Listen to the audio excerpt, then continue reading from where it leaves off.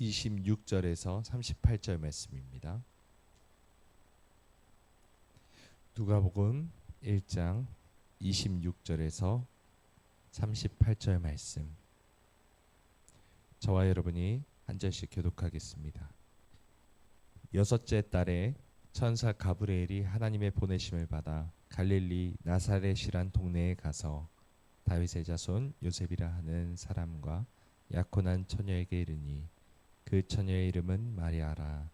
그에게 들어가 이르되 은혜를 받은 자여 평안할지어다 주께서 너와 함께 하시도다 하니 처녀가 그 말을 듣고 놀라 이런 인사가 어찌함인가 생각하매 천사가 이르되 마리아여 무서워하지 말라. 내가 하나님께 은혜를 입었느니라. 보라 내가 잉태하여 아들을 낳으리니 그 이름을 예수라 하라. 그가 큰 자가 되고 지극히 높으신 이의 아들이라 일컬어질 것이요 주 하나님께서 그 조상 다윗의 왕위를 그에게 주시리니 영원히 야곱의 집을 왕으로 다스리실 것이며 그 나라가 무궁하리라. 마리아가 천사에게 말하되 나는 남자를 알지 못하니 어찌 이 일이 있으리이까. 천사가 대답하되 이르되 성령이 내게 임하시고 지극히 높으신 이의 능력이 너를 덮으시리니 이러므로 나실 바 거룩한 이는 하나님의 아들이라 일컬어지리라. 보라 내 친족 엘리사벳도 늙어서 아들을 배었느니라. 본래 임신하지 못한다고 알려지니가 이미 6달이 되었나니 대저 하나님의 모든 말씀은 능하지 못하심이 없느니라. 함께 읽겠습니다. 마리아가 이르되 주의 여종이오니 말씀대로 내게 이루어지리이다. 아멘. 천사가 떠나가니라. 아멘. 가브리엘 천사가 사가랴에게 나타나 그의 아내 엘리사벳이 아이를 낳게 될 것이라고 전했습니다. 하지만 사가랴는 이 말에 의심을 품었었죠. 자신이 늙은 나이에 어떻게 아이를 가질 수 있겠냐는 생각이 들었기 때문입니다. 그래서 그는 천사에게 눈에 보이는 증거를 요구했고 그 결과 아이가 태어날 때까지 말을 못하게 되는 징계를 받게 되었습니다. 오늘 본문에 등장하는 마리아 역시 가브리엘 천사에게 황당한 이야기를 듣습니다. 남자와 결혼도 하지 않은 자신이, 남자를 알지도 못하는 자신이 아들을 갖게 될 것이라는 말이었죠. 더 놀라운 것은 그 아들이 성령으로 잉태된 아이라는 것입니다.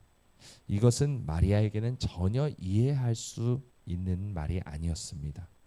그리고 32절 33절에서는 그 아이가 보통 아이가 아니라는 사실을 알게 됩니다. 32, 33절을 우리 함께 다시 읽어볼까요? 시작. 그가 큰 자가 되고 지극히 높으신 이의 아들이라 일컬어질 것이요 주 하나님께서 그 조상 다윗의 왕위를 그에게 주시리니 영원히 야곱의 집을 왕으로 다스리실 것이며 그 나라가 무궁하리라. 아멘. 이 아이가 지극히 높으신 이의 아들이라고 합니다.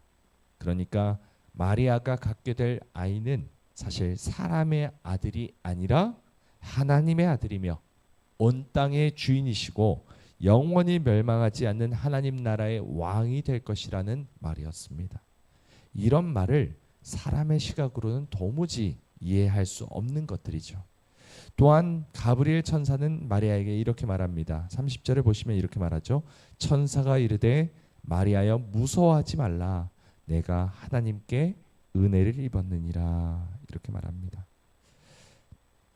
하나님께 은혜를 입어서 임신하게 될 것이라고 말하고 있는 것입니다. 그런데 여러분 생각해 보십시오. 처녀인 마리아가 약혼 중에 임신을 하게 된다면 이는 간음죄로 판단되어서 사형에 처해질 수도 있는 상황입니다. 왜냐하면 유대인들은 약혼을 하게 되면 남자가 신혼집을 마련하기 위해서 자신의 본가로 돌아갑니다. 그리고 1년 동안 그곳에서 머물게 되는 것이죠. 그러니까 약혼자가 이 남녀가 서로 같이 있을 수가 없는 것입니다.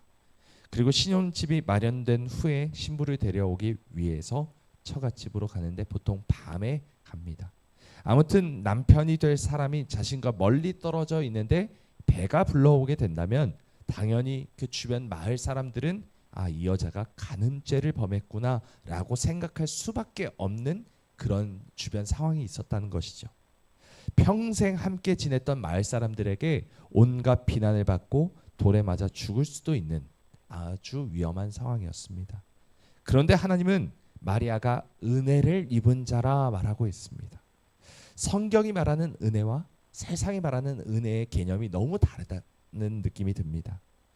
우리는 어떻습니까? 하나님의 은혜를 받았다면 뭔가 내 삶이 잘 되고 승승장구하고 성공하고 유익을 얻고 이익을 얻고 또한 이 삶이 안정되어져야 할 것이다 라는 생각이 들지 않습니까? 하나님의 은혜를 입은 수많은 믿음의 조상들을 한번 생각해 보십시오. 노아는 하나님이 주신 사명을 받고 아주 오랜 시간 동안 마을에 방주를 지어야만 했습니다. 느닷없이 땅에다가 방주를 만들게 되는 것을 볼 때 이 마을 사람들은 노아가 미쳤다라고 생각했을 것입니다. 아브라함은 또 어떻습니까? 하나님의 부르심을 받았을 때 자신의 고향을 떠나 목숨을 걸고 낯선 땅으로 가야 했습니다. 다윗은 기름 부음을 받은 후에 사울에게 10년 이상 쫓겨다니면서 생사를 넘어들어야 했습니다. 여러분, 하나님의 아들이신 예수님은 어떻습니까? 이는 내 사랑하는 아들이요 내 기뻐하는 자라. 이것이 하나님이 예수님에게 하신 이 아버지의 고백 아닙니까? 그런데 예수님은 골고다 언덕을 오르셨고 십자가에 달려 죽으셔야 했습니다. 여러분, 하나님의 은혜를 입는다는 것은 우리 삶이 잘 되고 안정적이어지고 성공하고 더 건강한 삶을 살게 되는 것과는 전혀 다를 수 있다는 것입니다. 오히려 안정적인 삶이 끝나고 폭풍 속으로 빨려 들어가듯 위태로워질 수 있습니다. 우리의 삶은 어떻습니까? 우리는 어떤 삶을 기대하고 있나요? 마리아는 자신의 삶이 큰 소용돌이에 휘말리게 될 것을 알게 되었습니다. 여러분, 마리아라고 걱정이 안 되겠습니까? 주저하지 않았겠습니까? 그럼에도 불구하고 마리아의 반응은 매우 놀랍습니다. 우리 38절 말씀 함께 읽어보겠습니다. 시작. 마리아가 이르되 주의 여종이오니 말씀대로 내게 이루어지이다 하매 천사가 떠나가니라. 아멘. 사가랴의 반응과 매우 대조되는 반응이죠. 여러분, 사가랴가 어떤 사람이었습니까? 평생을 제사장으로서 성전 봉사를 하던 나이 지긋한 사람이었습니다. 지금으로 치면 목사죠. 하지만 그는 하나님의 말씀에 의심했습니다. 그에 반해 마리아는 아직 15살 정도밖에 되지 않았던 소녀에 불과했습니다. 여러분, 이것을 볼 때 믿음이라는 것은 나이에 비례하는 것도 아니고 경험에 비례하는 것도 아니고 직분에 비례하는 것도 아닙니다. 진짜 믿음은 무엇입니까? 계산하지 않는 것입니다. 하나님의 말씀에 자신의 삶을 맡겨드리는 것입니다. 내 생각과 판단을 멈추고 하나님의 뜻에 복종하는 것입니다. 내 삶이 폭풍 속에 휘말리게 된다 할지라도 하나님이 가라 말씀하시면 그냥 말씀대로 이루어지이다 하며 발을 내딛는 것이 참된 믿음이라는 것이죠. 시간이 지나 사가랴도 아이를 얻었고 마리아도 아이를 얻었습니다.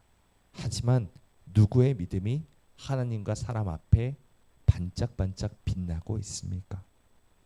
우리는 어떤 믿음을 갖고 있습니까? 사가랴의 믿음입니까? 마리아의 믿음입니까?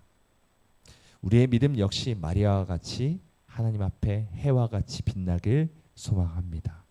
이해하거나 계산하지 않고 하나님의 말씀을 단순히 믿고 따르는 그런 믿음을 소유하길 소망합니다. 주의 종이오니 주의 여종이오니 말씀대로 내게 이루어지이다. 이렇게 고백하며 하나님이 가라 하시는 그 길을 주저함 없이 걸어나가는 믿음의 사람 되시길 주님의 이름으로 간절히